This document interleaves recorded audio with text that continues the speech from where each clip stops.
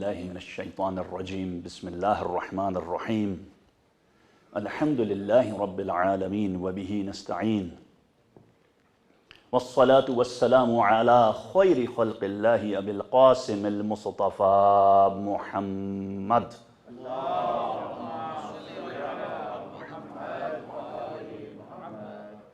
وعلى أهل بيته الطيبين الطاهرين المعصومين أما بعد فقد قال الله سبحانه وتعالى في كتابه الكريم أعوذ بالله من الشيطان الرجيم ومن يخرج من بيته مهاجرا إلى الله ورسوله ثم يدركه الموت فقد وقع أجره على الله. Please recite as-salawat.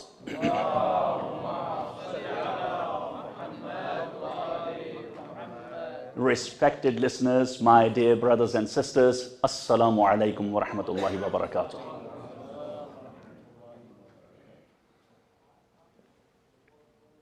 Today, I would like to start by revisiting a monumental event in the history of Islam. In the year 622, when the Holy Prophet ﷺ emigrated from Mecca to Medina. This was a watershed moment in Islam. And it was not just an escape from Mecca. It was in fact the birth of a vibrant Islamic civilization that was going to spread all across the world. It all started from there in Medina. After that, Hijrah. And that civilization touched the hearts and minds of people all across the world in different geographical locations. And today, we have Muslims spread all across the world. And in those days, the Sahaba, the companions of the Holy Prophet ﷺ, could not even imagine that Muslims would be living in places as far as near the Arctic Circle and as far as in a country called the United States of America and Canada and Australia and New Zealand and the United Kingdom and in Scandinavia. And today, in fact, many Muslims call these countries of the West their home, generations after generations. However, recently, there has been a growing sentiment among the Muslim populations in the West in general, and Shia Muslims in particular, that perhaps this is the time to do the Hijrah and leave the West. Leave the West to some place that has a better environment, a more fulfilling environment when it comes to their faith and their life. This is a growing sentiment. And believe me, you would probably be surprised to know that in the United Kingdom alone, Shia Muslim families have started to emigrate out of the country, and there are more than 200 Shia Muslim families that are seriously contemplating emigration. This is what is going on. So is it the time to do a Hijrah? Because life in the West for Muslims in general and Shia Muslims in particular has become so not conducive and so unfulfilling that perhaps we are better off doing this Hijrah. Is it the time to leave the West? This is the topic of today's lecture. And I've carefully selected this topic for today's occasion. So what you're going to learn during the next 50 or so minutes is the following. First of all, what is the West? How do we define the West? Very quickly, What are the key values and characteristics of the West? And after that, what could be the key concerns for Muslim families to consider and contemplate this emigration, this hijrah? What could be the key concerns that they find living here unfulfilling? That, and also doing that, building upon that, what could be potential destinations for us to emigrate to, and how feasible that can be? And after that, what is the Islamic concept of hijrah, and what can we learn from the Holy Quran when it comes to hijrah and emigration? And after that, I'll take a closer look at history and give the historical accounts of some of the events surrounding the arrival of Imam Hussein alayhi salam in Karbala, and end this lecture with a brief eulogy, inshallah. But before I proceed, wherever you are, you who are blessed to be present here and those who are blessed to be watching this program online, from the bottom of your heart, please recite a synchronized, beautiful and loud salawat.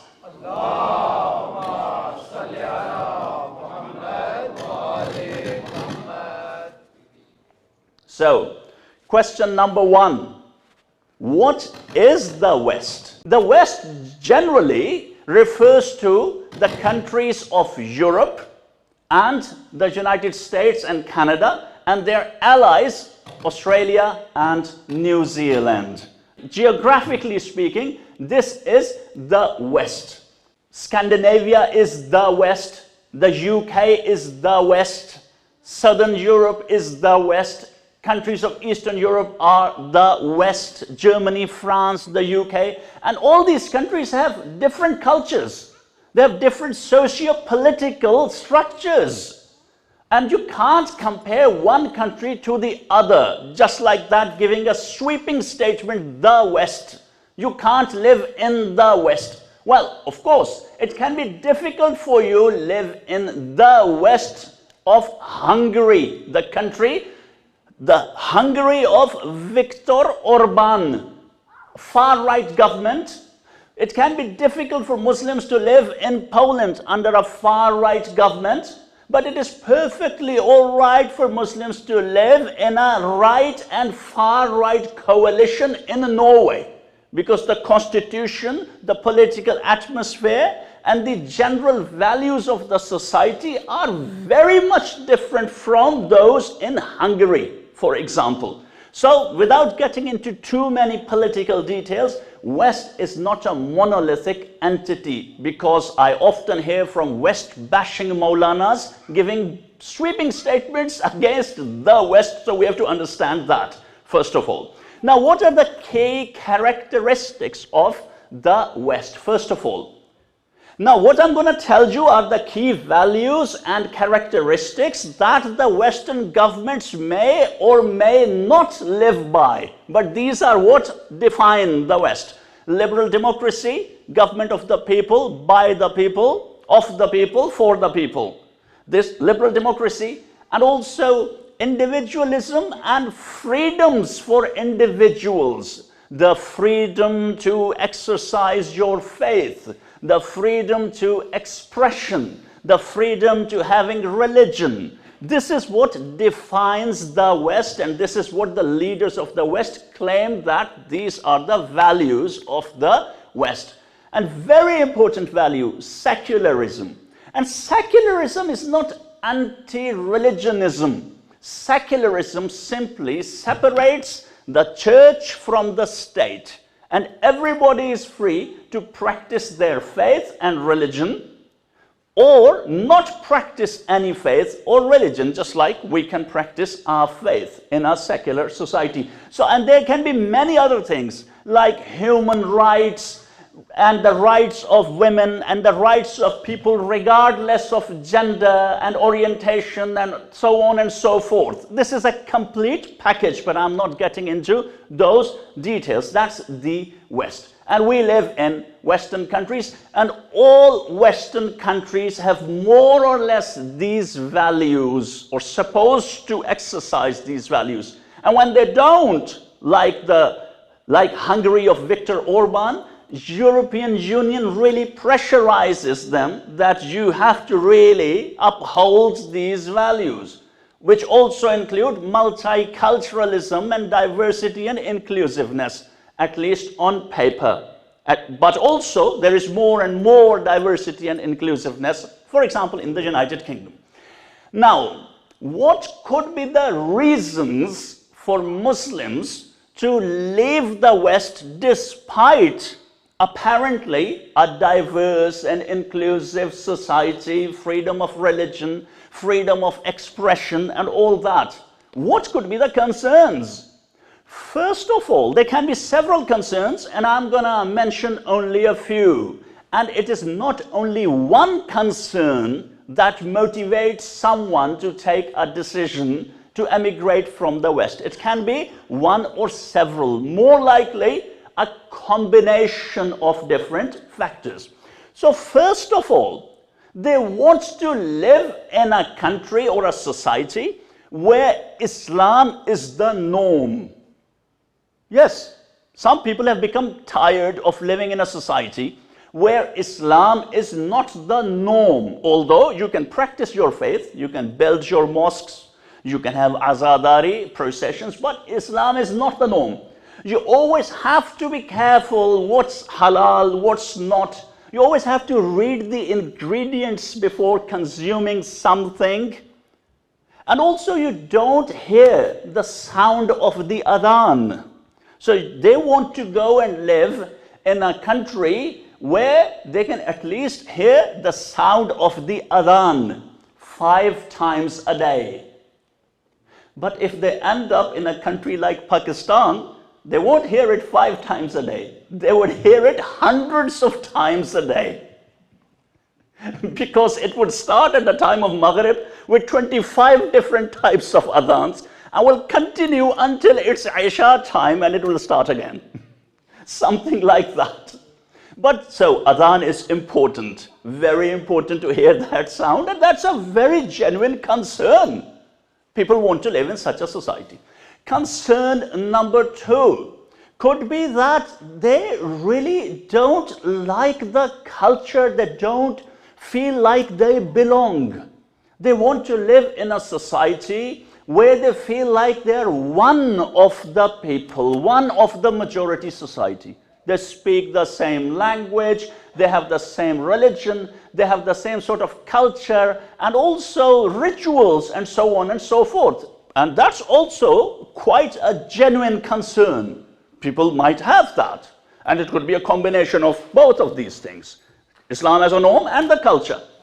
And the third thing, and this is a very serious issue, what I'm going to tell you. Third thing, toilets. Toilets. We don't have inclusive toilets here. Loo is a serious issue here. So let me tell you a true story. True story. There is this family, they were traveling in Denmark by road, and they needed to go to the loo. The children needed to go to the loo, the family needed to go to the loo. So they stopped by a public toilet. They had to pay money to get to the toilet, use it, and they filled their bottles of water to do tahara. And guess what? The staff of that public toilet, the Danes working there, they said, no, no, no, you're not allowed to take water into the toilet. They said, this is none of your business. We can do whatever, we can bring whatever into the toilet. They said, no. They strictly said to them, those Danes were crazy. They wanted to control what people do in the loo. You see, these are practical problems that we face. Although We have been here for generations and decades. We should start a campaign for inclusive loos, by the way. Someone needs to start that, because nowadays there's so much talk about inclusion. Anyway, genuine concern. These small things can make life difficult sometimes, really. Another concern, and very, very genuine concern. People are really worried about their children and future generations. And they're worried that they might lose their children and future generations, God forbid. That they will lose their faith, that they will run away from their homes, that they will change their names, that they will marry non-Muslims, that they will, God forbid, commit greater sins. This is a concern which is also exacerbated by some preachers who do not have vested interests in the West, who don't even live in the West, but they talk about the Muslims in the West having this kind of problems. And when they go back home, they give speeches in which they say, you see, girls are running away from home in the West. Children are changing their names to Christian names. No one should move to the West. They exploit, they capitalize on those genuine concerns that these believers have. And in this age of social media, those speeches spread and people watch them here. And sometimes parents watch it, and sometimes the youth watch it. And it only contributes to identity crisis. And those preachers, the West bashing preachers, are really not interested in the well-being of these communities. They're only interested in taking a moral high ground and feel superior, which is loaded in inferiority complexes. I won't spend more time, just wanted to make this point. In the age of social media, when you are exposed to these kind of ideas, they can really confuse you. So you have to be vigilant. You have to take a decision yourself where you want to live, how you want to identify. This is your decision. I cannot impose it onto you. No Maulana, no preacher, no government, no far right, no far left can impose it onto you. It is your decision how you feel, where you belong, how you want to live. And this lecture is only going to help you understand this issue and take a decision in case you are contemplating to emigrate. So then the question is, okay, you have these genuine concerns and you really want to emigrate. So what options have you got? And this is a tricky bit. What options have you got? Please recite the salawat.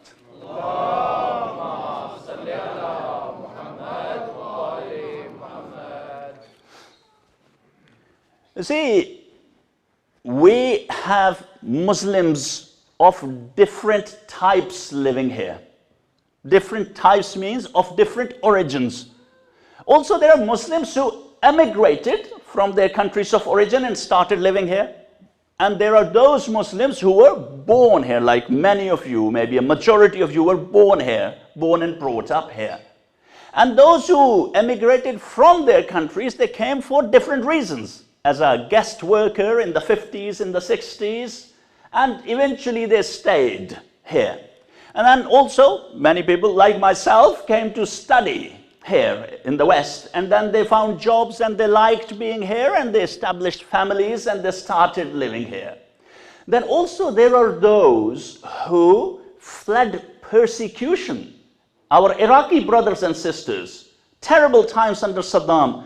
Our Afghan brothers and sisters, terrible times under Taliban. Our Pakistani brothers and sisters, terrible times in the 90s and parts of 2000s with targeted killing of Shia professionals that was going on, a pandemic of it. And can be other countries as well. Very genuine reasons to leave their Muslim countries and come to the West to save their lives. And then there are those Muslims who convert to Islam. and they also live in the West. Now, this was important to tell this categorization so that we can then analyze what options have they got, which countries they can move to. So they have three options. Now I'm gonna limit our discussion to Shia Muslims, not Muslims in general. As Shia Muslims, we have got three options. First, we move to a Shia majority country. First option, we leave the West and we move to a Shia majority country. Second, we move to some Muslim country where we can live peacefully, although it's not Shia majority, it's Sunni majority, but we can live there peacefully. The third is that we simply move back to our country of origin where we emigrated from, or where our parents or grandparents emigrated from. Now, is this as simple as I described? Is it as simple as I described? So first, we have to understand what kind of world we are living in. The world we live in nowadays, in the terms of international relations and political science, the world today is a society of nation states. A society of nation states. Iraq is a nation state, Iran is a nation state, Pakistan is a nation state, Saudi Arabia, UAE, Oman, you name it, UK, Germany. And each nation state has got its own well-defined geographical boundary, a well-defined population, a currency, a government, and a passport. And each government of each nation state, first and foremost, works for the benefit of its own citizens. Its own citizens. And many countries that you would probably love to emigrate to wouldn't even allow you to live there and work there. You won't get a residence permit or work permit, even if they had jobs, and some of them don't even have jobs for foreigners. They have their own issues. That is number one.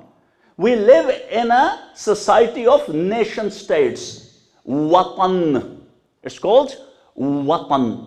Something that Iqbal Lahori, Allama Iqbal, was vehemently against. Vehemently against. And he said, in taza khudaon mein bada sabse watan hai. The greatest among the latest gods is the nation state. Jo pairahan iska hai, wo mazhab ka kafan hai. And the cloak of a nation state is shroud of the religion. That was so strong, so vehemently against he was. And this nation state is considered to be a gift from the West. It is a gift from the West. In political sciences, it is called the most successful export of the West is nation state. Because until 1920s or so, until the fall of the Ottoman Empire, Muslims did not really have that notion of nationhood and nation states. They only had cities. Everything was under the Ottoman Empire, and then there was Persian Empire or Iran, and there was India. But anyway, without getting into those details, this nation state came from the West, by the way. And nowadays, we are proud to be national of those countries.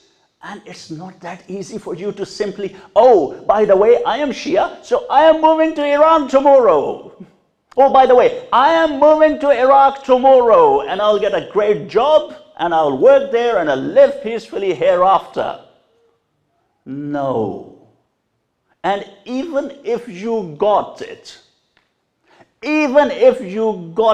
a job or a work permit or something, you're not gonna get equal citizenship in those countries. And with all due respect, this is their constitution, and we respect their constitution. This is their law, this is their country, and they have very good reasons to have those laws. So no one should feel like I'm criticizing any country. I'm just presenting the reality as it is. And I love going to Iraq. I love going to travel around in Iran, and I have family friends, and I go and stay at their place in Baghdad. So no one should think like I have issues with. We have cultural and religious ties with those people. Governments I'm not talking about, people I'm talking about. So you can't simply go and start living, and even if you did, you will again become a foreigner. It will take you ages to learn the lahja Iraqiyya. When they start saying shalonak ziyan and gilla, you will say, what is this? For 6 months I learned Arabic in London. What are they saying? And then you go to Iran, and then you wouldn't understand what's going on. You wouldn't know who are their actors and actresses. You won't just step in and listen to a stand-up comedy and films. You will say, what's going on? So you will make your own circle of Pakistani, Western, Indian, African, Kenyan, Tanzanian people, and you will just become a foreigner again. And you won't be able to take part in democracy, you won't be able to vote, you won't be able to do anything. So this is a reality. But some people say, I don't care. I will go to the Hausa. Some people say, I'll go to the Hausa.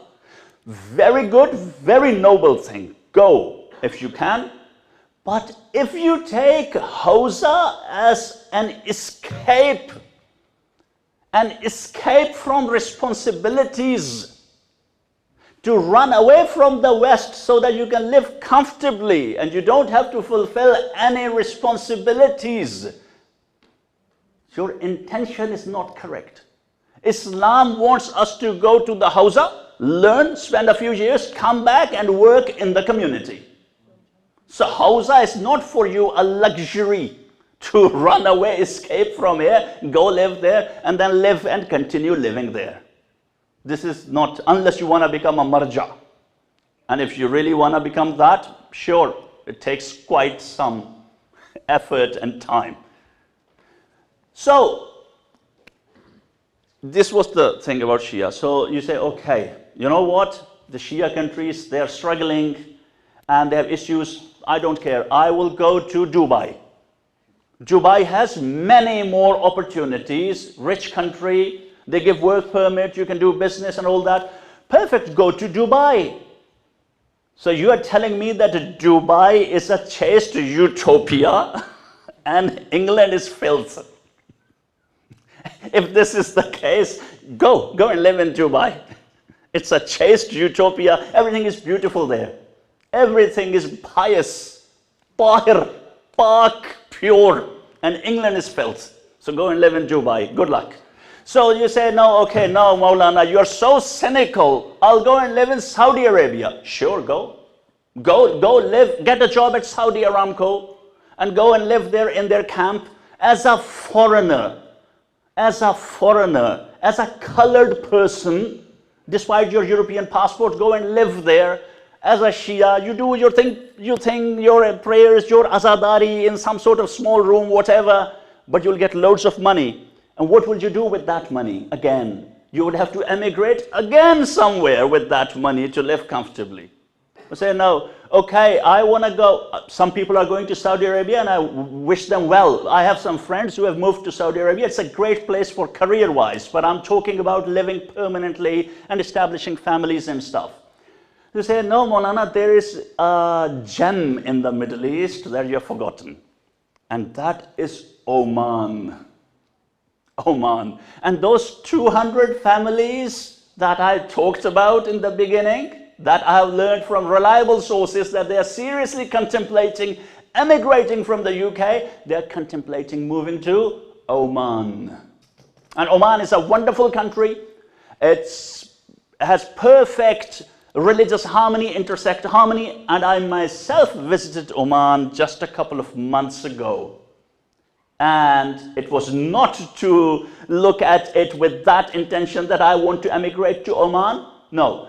But I wanted to go there because I had heard so many good things about that country. Beautiful country, wonderful people, loads of opportunities in the energy industry, in the IT industry, and some people have already moved. And quite some Shia population the Alawati people who are native, who are Omani Shia, and other Shia people, Pakistani, Indian, different kinds, many beautiful mosques, everything is wonderful. I loved Oman.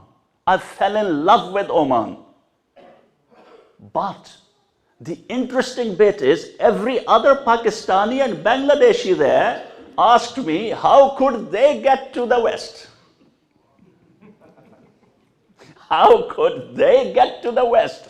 Because they don't have equal citizenship. They are that cheap labor that I enjoyed my meals and stays and services on the backs of those poor Pakistani and Bangladeshi guys. Having all those tasty meals and karak chai and everything. That Pakistani guy, that Bangladeshi guy is working there. And then, when I was returning, I experienced something really bad. All that hospitality, all that niceness of the Omani people, and I still have great respect for them. But at the airport, things changed. When you leave the airport, the people who look Pakistani, they are interrogated. And I was interrogated not once, but twice. Despite my Norwegian citizenship, they had a hard time believing how can a Pakistani looking guy come with a Norwegian passport to do tourism? You are supposed to be our slaves. And other guys were really going through hard time. Really going through hard time. I heard they were telling them your residence cards, resident card of this European country is fake. This is fake visa. They were really being interrogated. And I don't say that Pakistanis don't do fishy business. They do. Okay? But still, I'm telling you, it's always gonna be one thing or other. It won't happen like that. Usually, it wouldn't happen like that sort of stereotyping at the airports of the UK in the West. I don't think so. I travel quite often. It wouldn't happen like that. I regularly travel, weekly basis. So these are the realities. So third option, let's return to our country of origin. So if you're from Tanzania, I don't know much about Tanzania, to be honest, and I've never been there. So I can't tell much, but I've heard great things. And if someone wants to move back to Tanzania or repatriate or move because their parents or grandparents came from there, probably it's a great place. I'm not in a position to say anything about it. I've heard only good things about Tanzania. I've heard mostly good things about Kenya. I've heard very good things about Uganda, about many different countries, and I am not in a position to say anything about those countries. But if you are of those countries, your origin, probably you can go and take a look. Maybe you're gonna enjoy.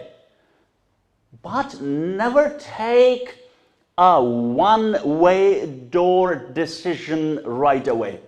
There are two types of decisions: one-way door decision and two-way door decision. One-way door decision is once you have taken it, you can't come back. Well, eventually you might be able to come back, but after having paid a big price and a big loss.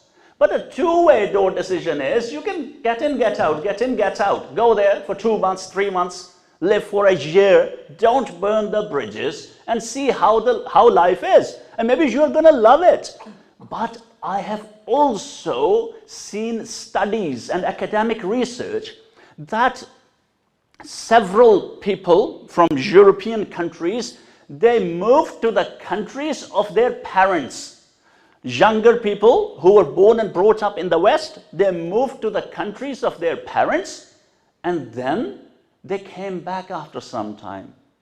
They wanted to live a Muslim life in those countries, and they said, you know what, we faced two extremes. One section of the society has become very liberal, and that looks down on us that we have come to live a chaste life.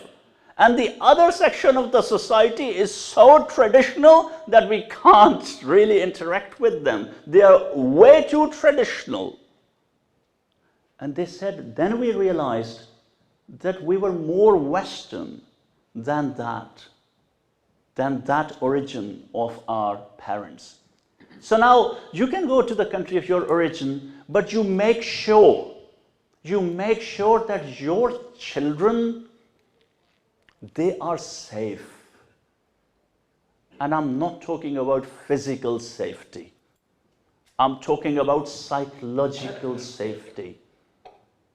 You can move to the country of your origin, but you have to make sure that your children will not feel that being Shia Muslims, they are a second-grade citizen, that they are agents of Iran, that they cannot become whatever they want to become, that they can't run for the office and will always be seen as the others and lesser humans, because that can leave deep scars on their souls.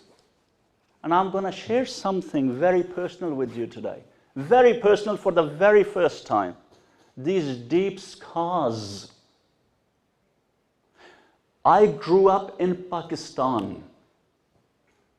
And this is my personal experience, and I'm not saying that everyone goes through that throughout that country. I grew up in Pakistan, and when I was 11, my family moved from one city to another. It was a relatively backward area in Pakistan. It was a new place, strange place for me. I was just 11, and I went to a new school. New class fellows, new pairs. Very strange, everything was new. And then one day at school, during the break, we were 8 or 10 boys sitting together. That one boy stood up and he said, "Hey guys, listen. Today, I'm gonna tell you something about Rehan. I'm gonna reveal a secret today about Rehan." I became scared. I literally became scared. And I thought, what was going on? He said, "You know what? Rehan is Shia." And all those boys, they looked at me. "Ah. He is Shia?" You know how I reacted? 11-year-old boy in a new place. I said, No, I'm not Shia. No, I'm not Shia. They said, "Yes." That boy said, "Yes, I know, I'm sure, because the teacher told me." The teacher, my teacher, was going behind my back, speaking to my class fellows that, "Hey guys, your new class fellow is Shia." That was a deep scar on my soul that keeps coming to the fore from time to time. That keeps coming to the fore from time to time.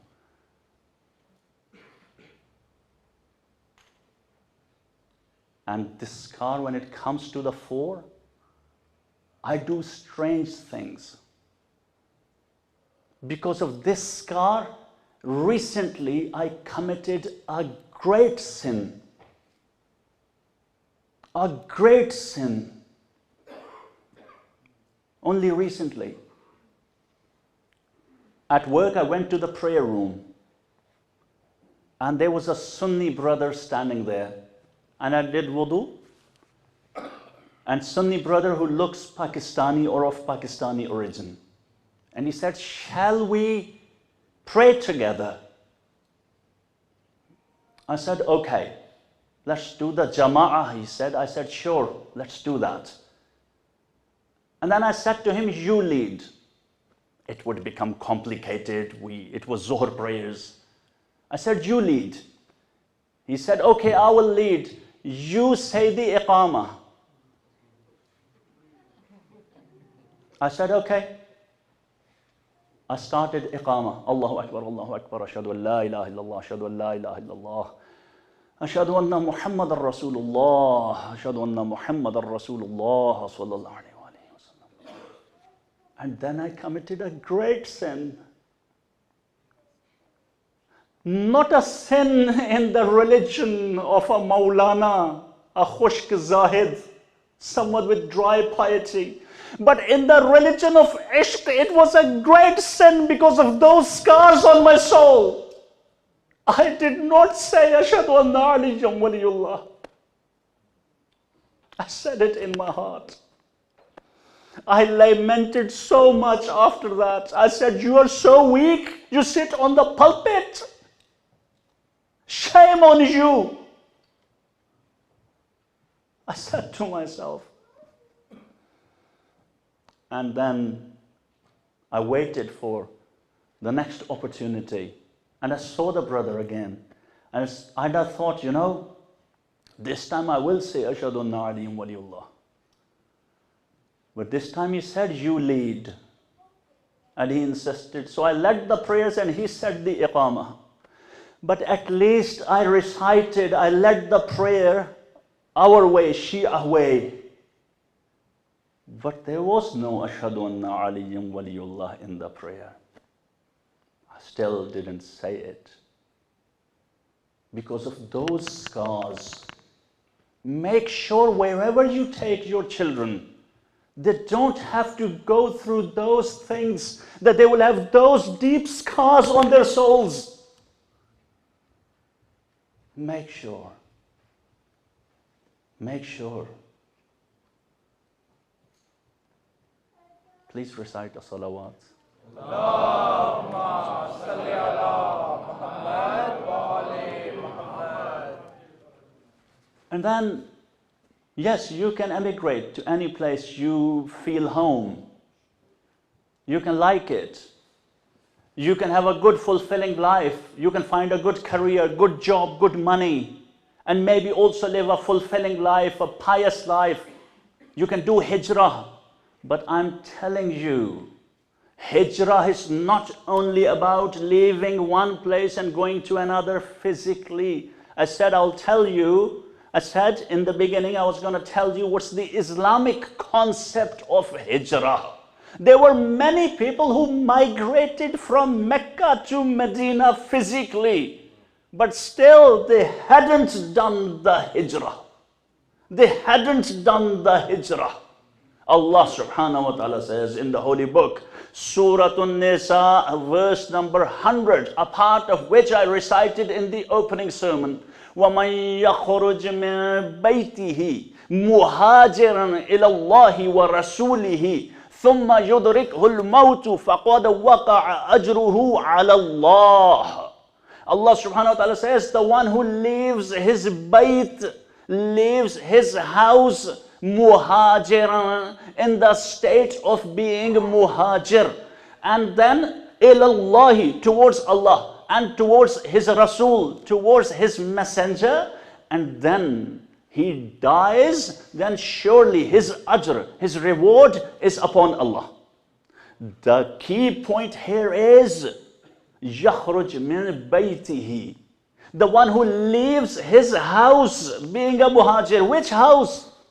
You leave London and you go to, let's say, Najaf or Qom or Mecca or Medina or Mashhad or Samarra or Karbala, and you start living there. You have left your house here in London, but you haven't left the house of your nafs. It's all gonna be in vain. You can live for 20 years, 30 years, 40 years inside a seminary next to the haram, but if you haven't done hijrah from your bayt, it's not gonna benefit you. It's not gonna benefit you, my brothers and sisters. Our urafa say, Ayatullah Makarim Shirazi writes also in his tafsir, Namuna, that before you can do hijrah zahiriyah, you have to do hijrah batiniyah. First hijrah batiniyah, then hijrah zahiriyah. And if you haven't done hijrah batiniya, if you haven't left your nafs, your house, you can sell your house, you can leave the filthy, dirty West and go to some chaste utopia, and still you will be living an unfulfilling life.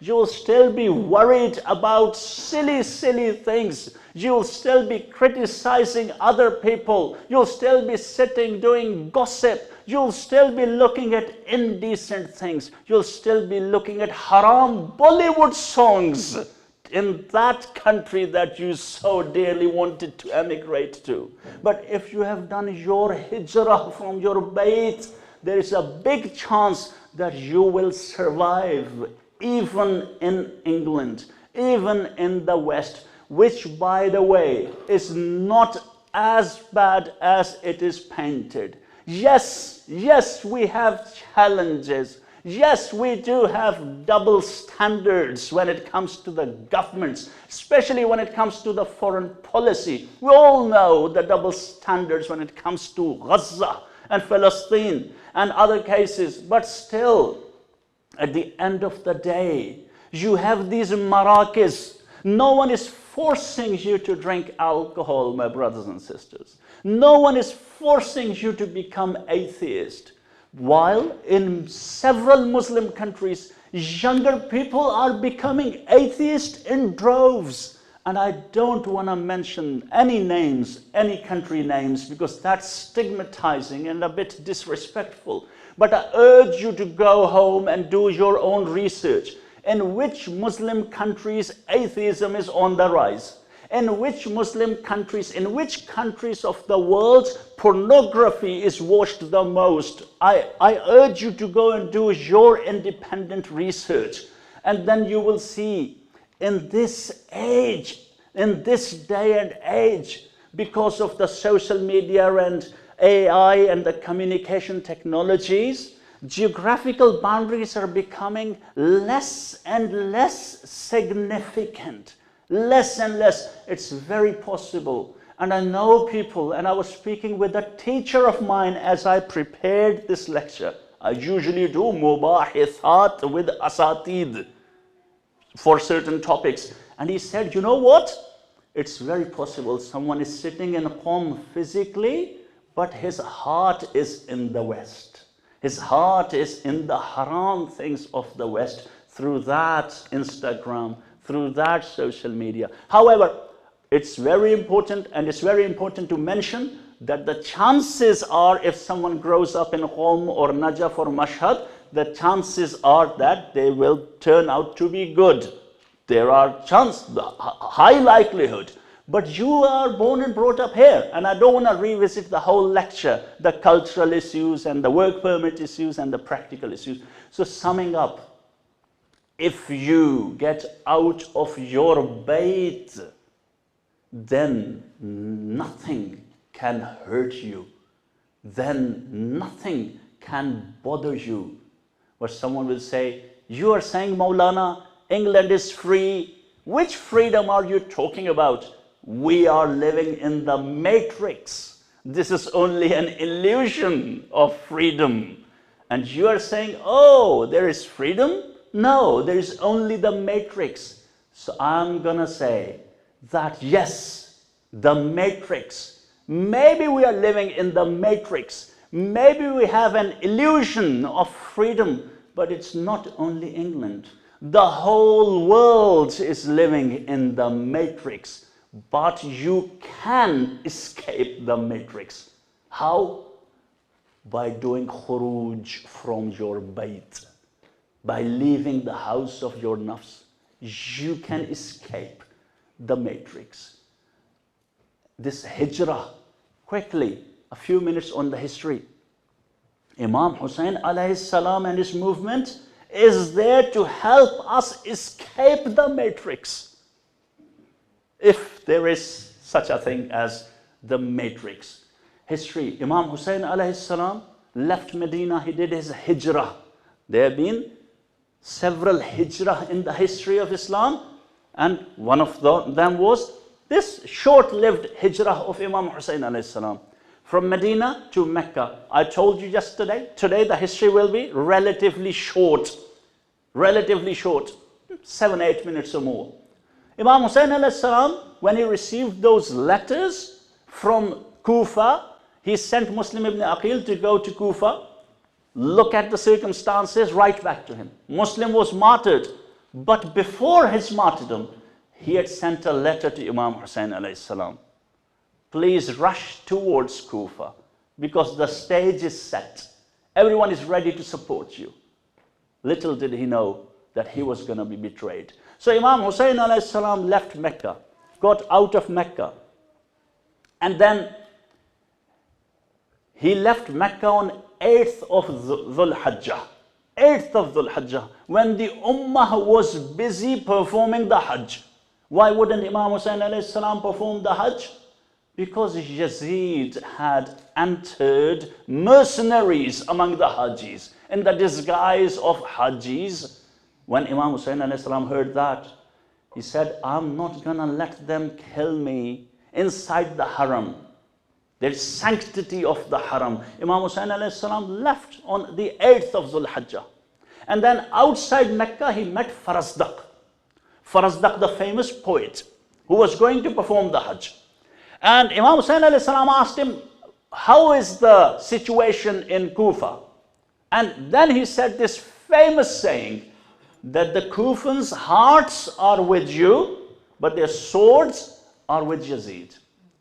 And then Farazdaq asked the Imam a couple of questions about Hajj rituals, and then he said, goodbye, I'm going to perform the Hajj.